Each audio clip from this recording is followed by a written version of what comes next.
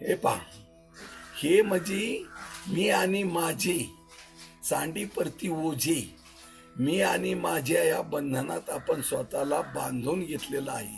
वस्तुस्थिती पाहता मनुष्य देह हा मुक्तच आहे, मुक्तच आहे, कुठेही बांधलेला नाही.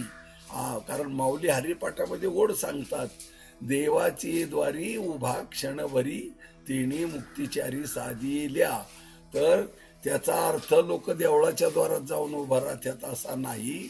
अनेक जन्मापैकी आपला मनुष्य देह हा एक क्षणाचा आहे आणि या क्षणभर आयुष्यामध्ये तुम्ही देवाचं भजन करा, म्हणजे मुक्त व्हाल असं यात नवल नाही. जी मुक्त झाला ते टिकून राहील. माझ्या बोलण्याचा अर्थ लक्षात येतो का?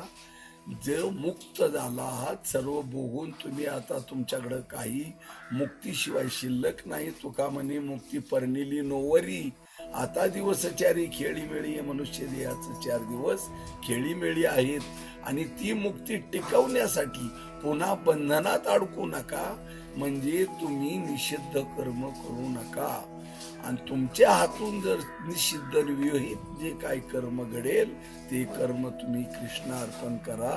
म्हणजे तुमच्याकडं बंधनात पडण्याचं काही कारण नाही.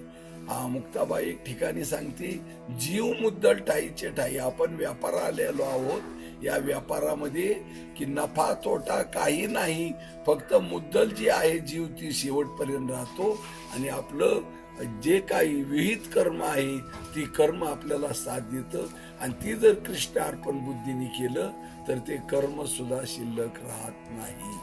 पाप पुण्य ज्ञान अज्ञान कुठलंही शिल्लक नसावं. मी एक शुद्ध आत्मा आहे, हे शरीर थोडा काळ आहे आणि हे शरीर मी सोडणार आहे आणि म्हणून माझं कर्म सर्व कृष्णार्पण बुद्धीने व्हावं. असं जर झालं तर मनुष्य देहात कुठलंही बंधन नाही, अडकलेला नाही, बंधनात नाही. तो मुक्तच आहे, तो मुक्तच आहे.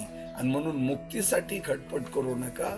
फक्त आपण या कर्मामध्ये या मानव देहाच्या कडून होणारं जे कर्म या बंधनात आपण अडकू नये त्यासाठी पर्यायी मार्ग फक्त कृष्ण अर्पण नमस्तू अशी संतांची शिकवण आहे.